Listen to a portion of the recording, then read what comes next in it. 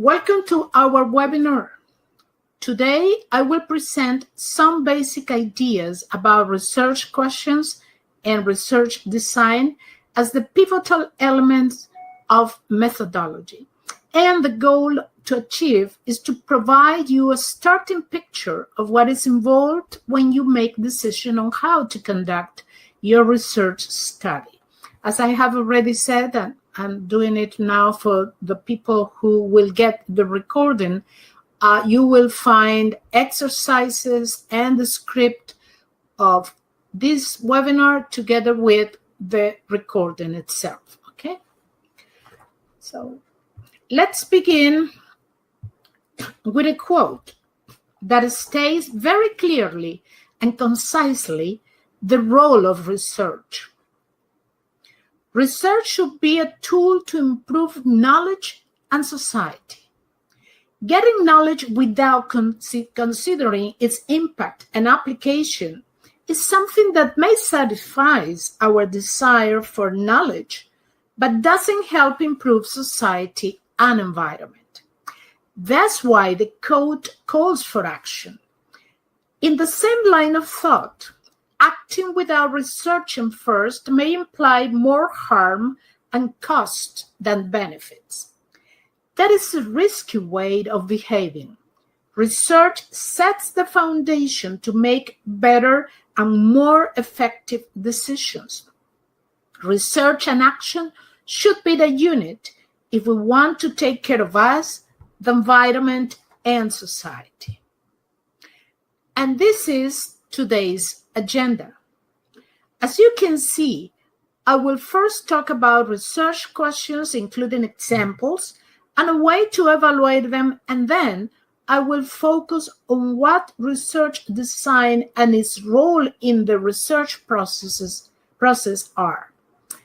This order has been chosen because research design should respond to what you want to know, your research question. It shouldn't be the choice based on personal preferences, but on what could get the most valid information to answer your inquiries. Research question is a concept that at first sight seems straightforward. Ask something about the studied problem. However, is it so straightforward? Let's see.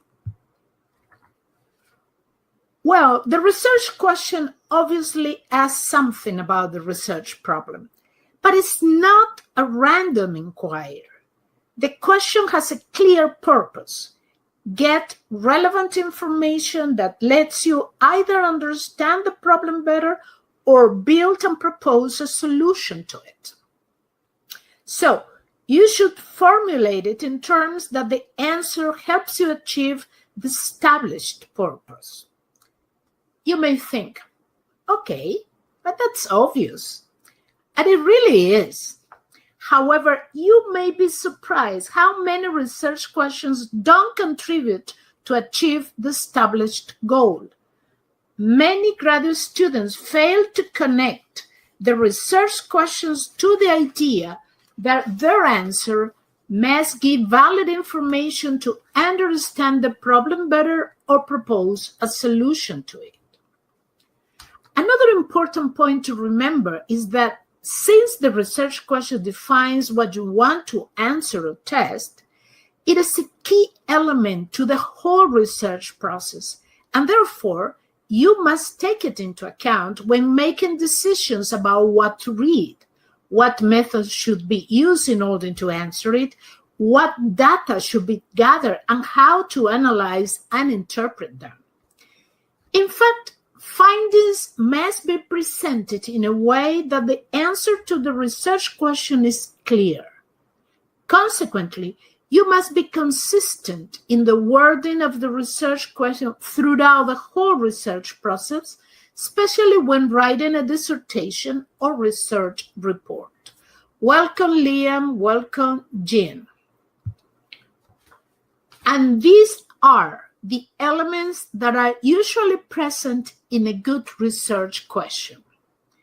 However, I have to point out that not all of these elements have to be included in each research question. It depends on the nature of what needs to be answered.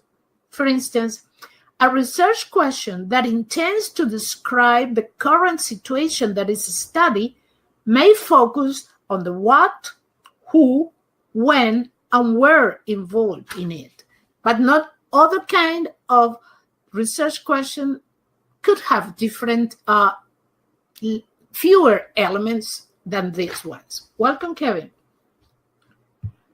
And that takes us to point out that what you intend to do defines the way you formulate your research question, and the nature of what you intend to do when answering the question should be explicit, or at least it can be inferred easily.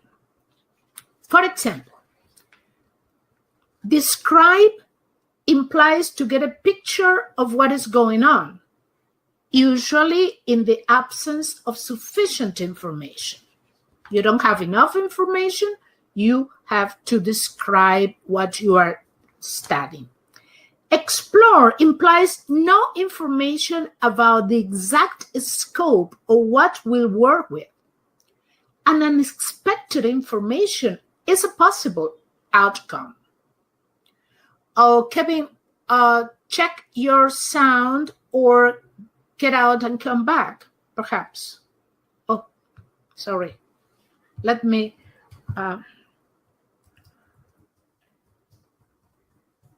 write an answer to Kevin, who is having problems with the sound. Just a moment. Thank you for your patience. So, let me repeat this, please.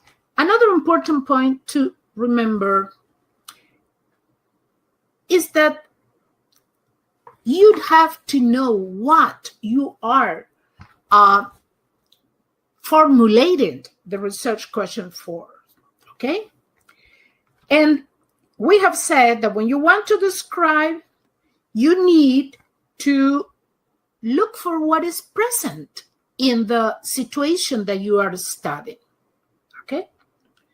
But if you want to explore, that means that it is possible that you find something that is unexpected, okay? And that's why you have to explore in order to get a more comprehensive picture of what you are dealing with. Compare is focused on establishing differences and similarities among individuals or groups, while explain begins with a description, but includes relationships, especially causation among variables. So the way of formulating the research question should respond to the kind of information that you don't have but need in order to achieve the purpose of the research. Okay? Considering the foci of research question, you can follow a basic script when formulating them. I hope this helps you write better research questions. And let's begin with description. Description of the elements of the problem implies the building of a clear and comprehensive picture of the study situation in terms of what you think should be studied. That's why this script is centered on asking what or how. A suggested order could be what is not known, then the phenomenon that is studied, the participants, and finally the context and time of the study. Of course, the order can be changed for linguistic reasons, for style, or the time omitted, but the basic structure can help you master how to formulate research questions based on description. By the way, I will present examples of all the types of research questions later on this webinar. So you can follow that script in order to get used to write down, formulate research questions that intend to have a description of the situation that you are studying. And then exploration of the elements of the problem implies that you describe them, but also go beyond that in the sense that you do not know the whole set of elements that may emerge and need that information to fill up your gap of information. The correspondence script focuses on the what question, since it is the one that can provide information about what forms the studied phenomenon. Not the how, but the what. Comparison of elements of the problem implies differences and similarities between or among individuals or group, and that is reflected in the script suggested to write research questions that intend to answer phenomena based on what is similar or different. And the last suggested script is the one focused on explaining the studied phenomenon. Explanation of the elements of the problem begins with a description that includes relationship among variables, especially ones of causation. This kind of research question is intended to get information about how things function, how they relate to each other, or reasons to act in a specific way, and that is reflected in the suggested script. So, in summary, the goal that you try to achieve formulating a research question should be clear in its wording as well as the information that you need to characterize it as a good question. And here you have some questions to reflect upon. Once you are probably re-listening to this webinar or reading the script of this webinar, I want you to reflect upon these questions, okay? What are you interested in knowing in your study? Do you need just one question to get all the information you have to know? What is the focus of your questions? How can you formulate your question or questions? And these 4 questions could be very helpful for you whenever you have to formulate research questions. Try them, please. In this section, I will present examples of each suggestive script. Of course, the scripts are just options to help you write clear and consistent research questions. Something that is usually very useful when you don't have too much experience formulating them. These are examples of research questions that intend to gather information which lets you describe the studied phenomenon. Please read them and establish why they are good research questions. But you don't have to do it right now.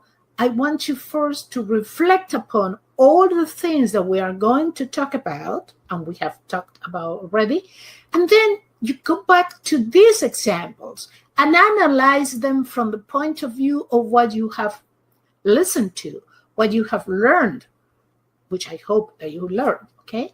So here you have 3 examples of research questions based on description. And these are examples of the research question that intend to know what the components, the real components of the study phenomenon are. Check and evaluate them using the criteria presented about what characterizes a good research question. So when you read them and you are reflecting upon this, says, why is it a good research question? How these sentences reflect what is expected about a good research question. And these are examples of research questions that are intended to compare elements of the studied phenomena. Once again, evaluate how much accurate their wording is to gather information about similarities and difference. Ask yourself, can I get differences using this question? Can I get similarities using this question? And finally, 2 examples of research questions focused on gathering information to explain the studied phenomenon. Okay? Once again, you reflect upon why they are good research questions and if they can be used to get the goal of explaining a phenomenon. So you know that to improve a skill, it is necessary first to understand it and then practice it. And you may think that that's a very old order of doing things, but I can tell you that it has survived for many years because it's the most logical way of doing it. You cannot practice what you don't understand. And you may understand something like this, but if you don't practice it, you cannot master it. So the more you write research questions with different foci, the better your questions will be. As I have said before, research questions are intended to gather valid information to address the research problem and achieve the established purpose. Therefore, once you have formulated your research question, it is advisable to evaluate them in terms of how well they reflect the characteristics of good research questions. Doctoral.net provides you with an automation to do that, which includes the criteria a research question should satisfy. However, I'm going to present those criteria so you can complete the picture of what is a research question is, okay? And remember that this webinar is intended to provide you with basic knowledge about research questions and research design. So when you evaluate a research question, you need to ask the following questions. Is it specific? What needs to be answered is clearly and concisely stated? Does it include what is studied? What you are interested in knowing is explicit? Does it include the target population, the unit, that could be people, groups, events, settings, etc., that are the focus of your study are really stated? Is it clear what location is associated to it? The physical context in which the study is developed is explicitly stated? Does it include the associated period of time? The period of time that the study phenomenon elapses or in which it occurs is explicitly identified? But please be aware that this element may not be present depending on the goal of the study. Does it state the target way or manner? If the focus of the research question is the description of a process or its extension or frequency, the study process or its intensity or extension should be clearly stated. Does it include the target reasons. If the focus of the research study is the explanation of why a phenomenon occurs, the nature of the causes you look for should be clearly stated. Does it state what it's intended to? The nature of what you want to do in order to answer the question should be explicit, or at least can be inferred easily. Is it answerable? Is it possible to know what would take to answer it? Is it interesting to others? Your research question should be significant for your field of study. The more interesting it is for people, the more possibilities exist your finding may be taken into account. Is it feasible? Your research question should be possible in terms of time, cost, skills, required information, access to it, etc. Is it meaningful? It should have significant implication to the related social and academic context that may imply important changes. Is it timely? Is it a hot question these days? Is it possible to generate new directions to research? Is it ethical? It should maintain ethical standards in relation to participants, data, and research. Are you sure the question really interests you? You will spend 2 or more years working with a formulated research question. Therefore, you should be sure it interests you as much as to work with it every week and think of it every day. So I repeat, you have an automation at Doctoral Net in which you have all these criteria that I have mentioned and that I have summarized to a certain extent in the slide. And you can do, you can go to that automation and do fill it, complete it, and then you will have a good idea of how promising your research question is. Adrian, you said the example of research questions all prove into a core aspect of certain phenomena that are not fully understood while sufficiently delimited in terms of the parties, time periods, and location involved. Yeah. I mean, you know that you have to limit your problem in order to make it feasible of a studying, right? So you have to limit who is involved, when it happens, where it happens, but you have gaps of information that you need to fill up. And to fill those gaps of information, it is necessary that you formulate the most appropriate research questions to get or to gather the data in order to fill up those gaps of information. If you formulate a wrong research question, then you are not going to be able to fill up the gap of information, okay? So in summary, you have to know how appropriate your research questions is, and the criteria presented let you do that. Okay?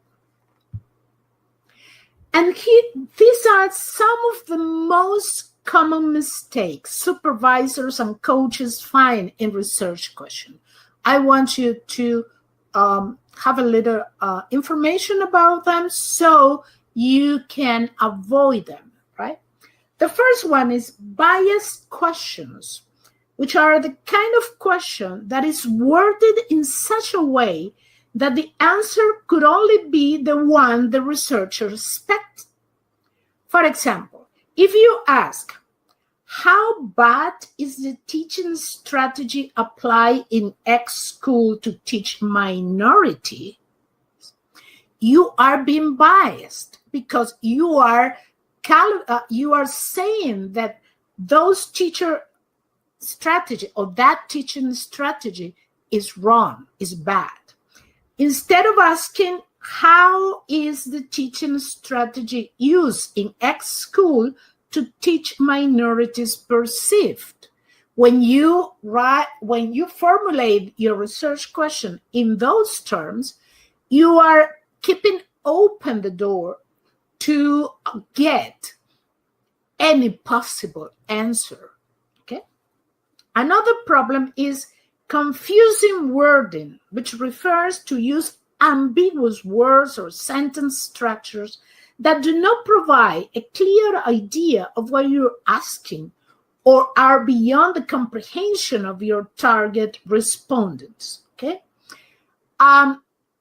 When you are doing it in your dissertation, sometimes that confusing wording is linked to a deeper problem, which is that you don't have your research problem clear enough to know what you need to know in order to fill up the information gap.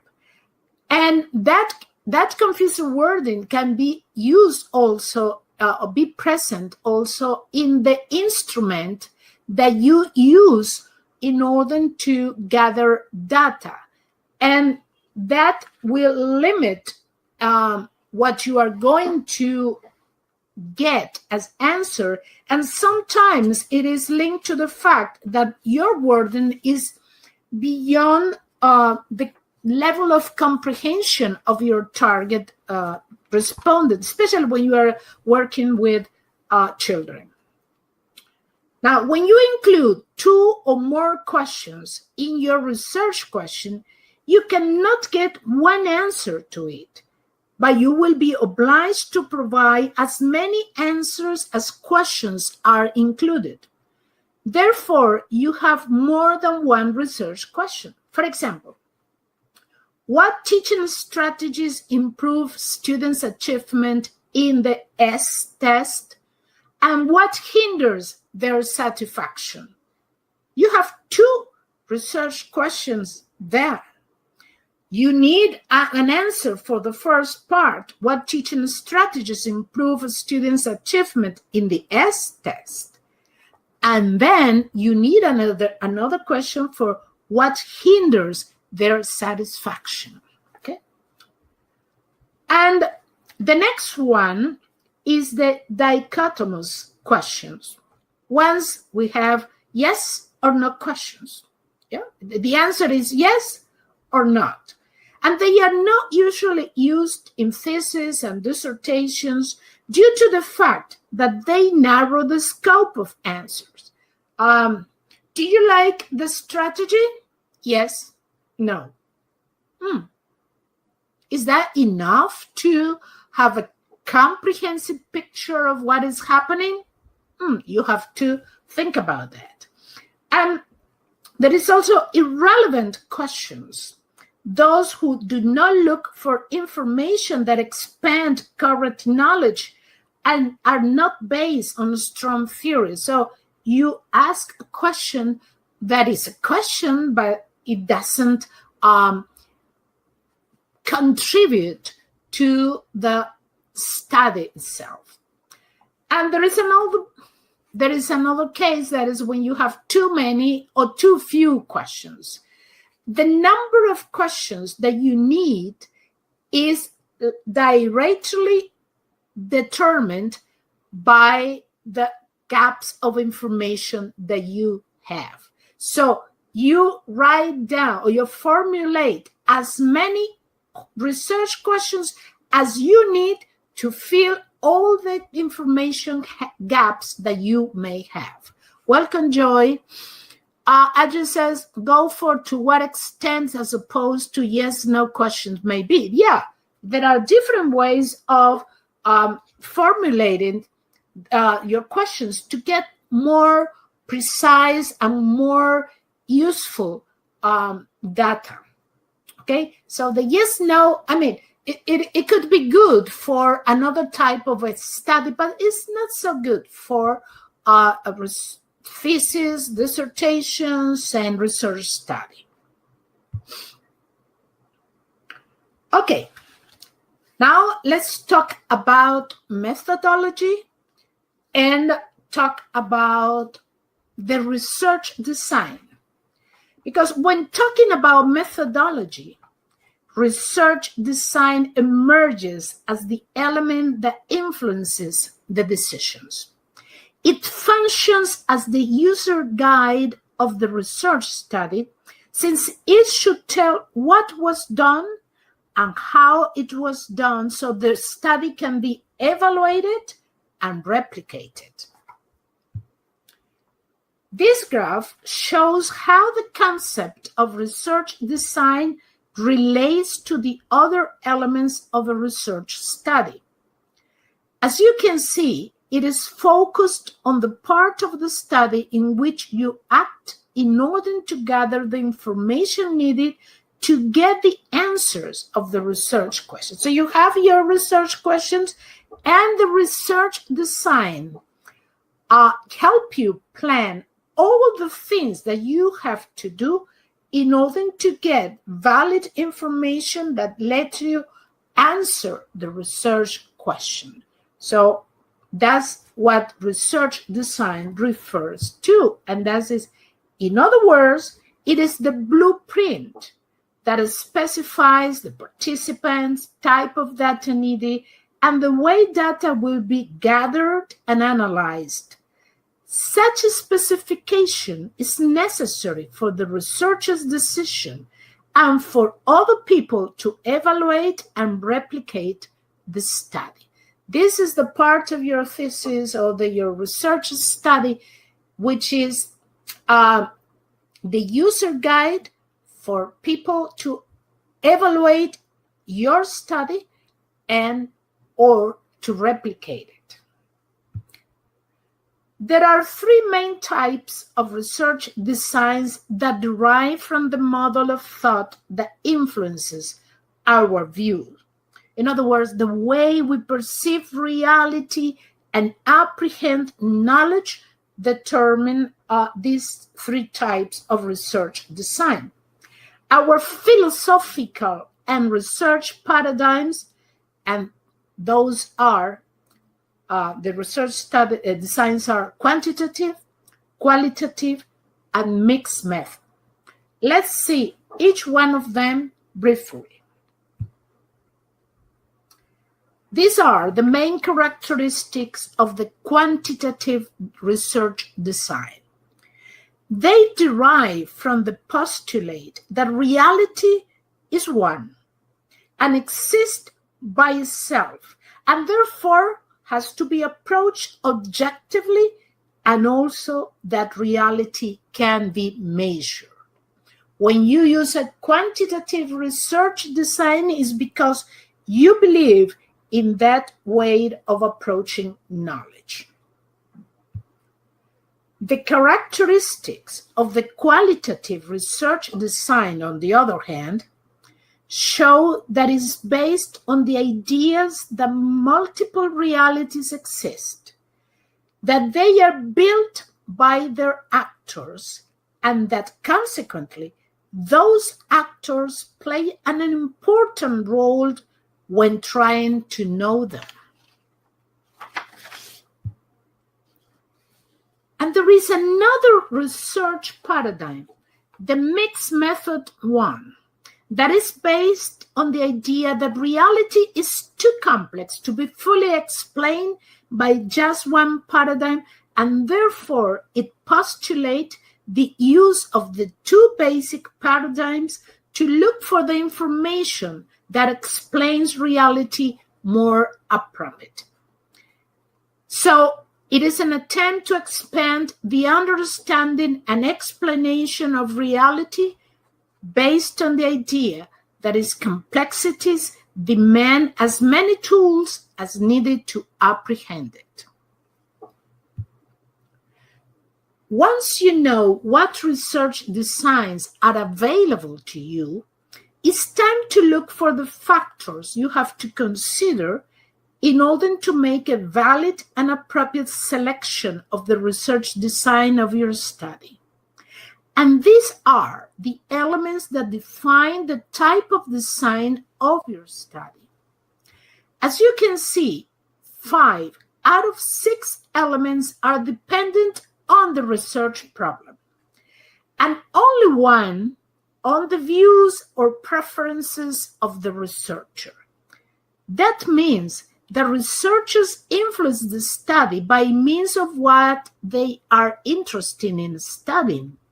But once the problem is identified and selected, it becomes the main decisive factor. Once again, we're talking about common mistakes. These are some of the most common mistakes supervisors and coaches find in the research design of theses and dissertations. The research design is not coherent with the nature of the variables involved in the problem. That's the first common mistake. You select the inappropriate research design, or the research design is appropriate, but it is being implemented wrongly in terms of steps, sequence, treatment, analysis of data, etc. Okay? Or the sample is not representative of the study population, or it is biased. Or the instruments used to gather data are incomplete, biased, irrelevant, etc. The instruments may have not been evaluated in terms of their validity, adequacy to the characteristics of the population, or reliability if it is a quantitative study. And there are other reasons to that. Or data is analyzed using tests or strategies that do not get valid information from it. In summary, think of your research design as the user guide that will direct your actions and that can be used to replicate and evaluate the study. I have other things to reflect, two questions to reflect. Okay? These are, what type of research design does your study need?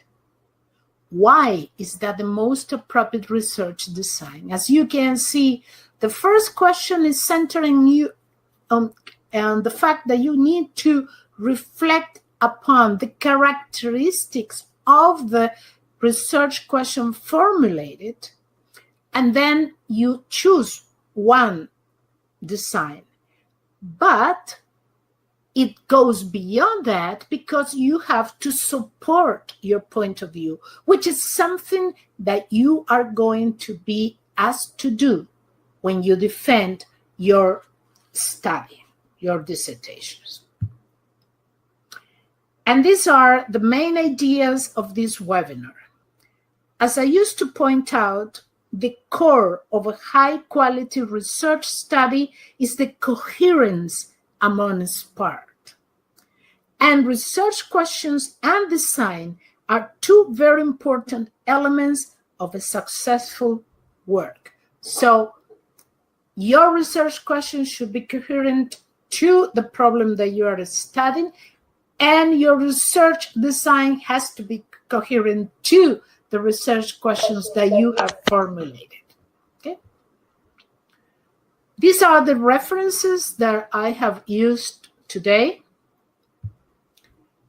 And remember that you can sign up for a boxed set. Okay? Look at all, in fact, we have 11 boxed sets so far, and you will have, in each one of them, you will find a lot of useful information to help you with themes like academic writing, like critical thinking, reading, writing, and analysis, about how to get published, or cognitive skill for the fourth revolution. I love this one. And also many other things that you can learn from these boxed sets. And these are my coming webinars. On the 15th of November, I'm going to talk about something that is very interesting and maybe not too much published or not too much taught, which is argumentation in academic papers, especially when people study something like sciences or philosophy or that kind of things. But in any academic paper, you are expected to use argumentation. But how can you do that? Or first of all, what it is, what argumentation is, and how can you do that? I'm going to talk about that. And then on the 29th of November, I'm going to talk about how you can manage theory in academic papers, because you are expected to use theory in your papers, but you wonder, how can I manage it? It's just a matter of copy and paste. It's just a matter of using direct quotations. How can I integrate theoretical framework into a whole dissertation or in any academic paper? Then December, on the 6th, I'm going to talk about critical analysis, a door to success. You know that I have talked about critical analysis, and you have those things in a box set, but that's a theme that always has something new to talk about. And finally, to say goodbye to this year, I'm going to talk about how you organize your ideas for writing, which is another theme that I have talked about before. But as I said before, there is always a new facet to discuss about those things. So it's time to answer your questions. If you have any question, or if you want to share any idea, please feel free to do that. And then after some discussion, I'm going to stop the recording. But if you have any question that could be interesting for other people, just write it down, please. Of course, you can also express your opinion about the webinar. And see, last webinar, students or attendees suggested that I include exercises, and I already did it. I did it for the last webinar, and you have them here on the handouts for this webinar, and you are going to have it sent to you. The links will be sent to you by email and will be posted at YouTube.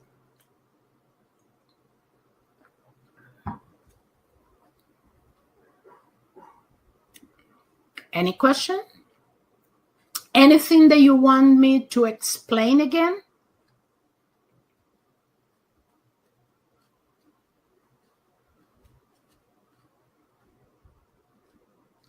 Okay, I'm going to stop the recording then, and we can continue.